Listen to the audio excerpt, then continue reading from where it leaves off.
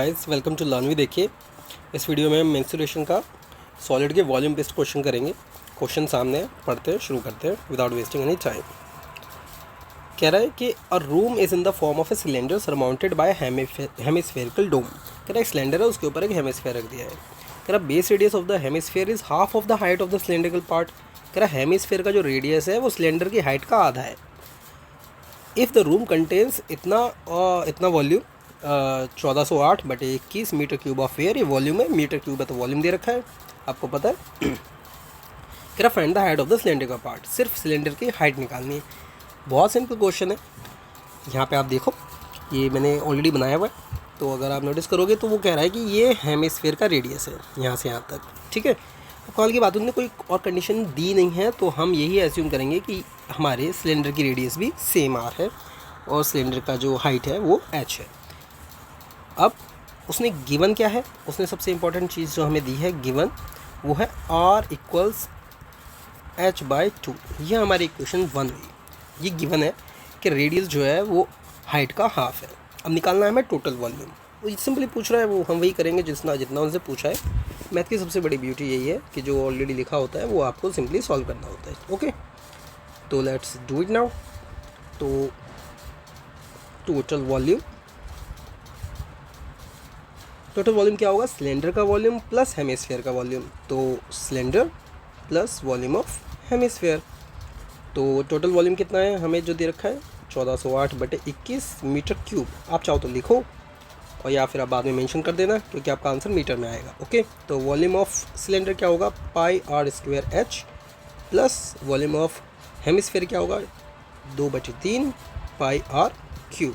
Okay, इसमें बहुत सारे चीज़ें आप यहीं कर सकते हो, लेकिन सबसे पहला काम जो हमें करना है वो ये कि हमें h निकालना है। तो हमें इस r की आवश्यकता नहीं है, तो r को हम h/2 से सब्स्टिट्यूट कर देंगे। ठीक है, तो आपके पास काफ़ी सारा ऑप्शन है। तो यहाँ पाई को कॉमन लेते हुए कर लेते हैं। पाई को कॉमन ले लो तो अंदर बचेगा नहीं, आप कंफ्यूज हो जाओगे। सिंपली ऐसे ही करते हैं जैसे लिखा है।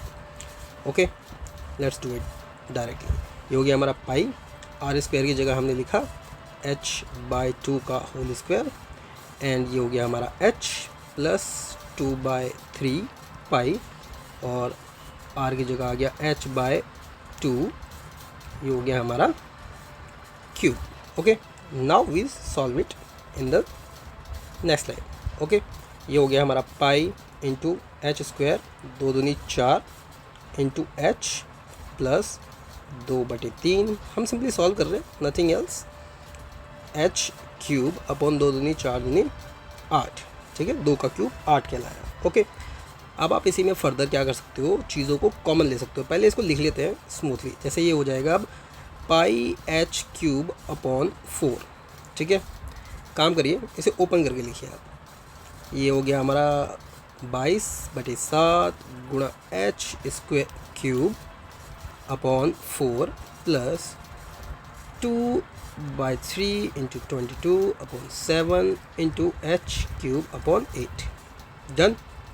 देखो आप इसमें से क्या कॉमन ले सकते हो। अभी आप ये पाई की वैल्यू आप कॉमन ले सकते हो। ठीक है, आप ये 4 में से यहाँ से 2 भी कॉमन ले सकते हो। जैसे आपकी इच्छा करे आप वैसे ही सॉल्व कर सकते हो, और अगर आप चाहो तो इसे यहीं के यहीं काट कूट के सॉल्व कर सकते हो। ठीक है, जैसी आपकी इच्छा लगे। तो अगर हम मान लो पाई को कॉमन ले लेते हैं, ये 2/7 हमने कॉमन ले लिया, तो अंदर क्या बचेगा, अंदर बचेगा h³ upon 4 plus 2/3 into h³ upon 8। ठीक है, ये बच गया। आप नोटिस करोगे कि हम चाहें तो यहीं कहीं h³ को भी कॉमन ले सकते हैं। ठीक है, तो ये 1 हो गया, ये 1 हो गया, और हमारा h³ आ गया बाहर। यहाँ इसके सामने ले सकते हैं 408 बटे 21। देखो 7 से कट गया 3 बार, यहीं के यहीं ख़त्म हो गया। फर्दर चलते हैं। देखिए 2 चौके 8, तो ये हो गया 4 तिया 12। अब आप इसको सॉल्व कर सकते हो। ये 22, और अगर आप एलसीएम लोगे तो ये आएगा 4 तिया 12। एलसीएम आ गया आपका, तो ये आ गया 3 ऊपर, और क्योंकि ये तो सेम ही है तो cube. Now further upon solving it we have this. तो 22 इंटू h³ इंटू 3 और 1 4, ये आ गया 4/12, तो ये हो गया 4 तिया 12, इस 3 से ये वाला 3 कट गया, ठीक है। और हमारे पास वैल्यू आ गई h³ बराबर 1408/22। इसे पहले 2 से काट दो, ये आ जाएगा 704, इसे 11 से काटोगे तो 11 6 66 बचे 4, 11 चौक 44। तो आपके पास आ गया यहाँ पे h³ इक्वल्स 64, और जब आप इसे सॉल्व करोगे तो आपके h इक्वल 64 का क्यूब होता है 4, 4 चौक 16 चौके 64, ये तो हुआ 4 चौके 16 चौके 64। तो 4 मीटर आपका यहाँ पे आंसर आ गया। This is your answer. I hope आसान होगा, आपको समझ में आया होगा question. It was easy, very easy actually. Okay, so this is for now. If any question please ask me.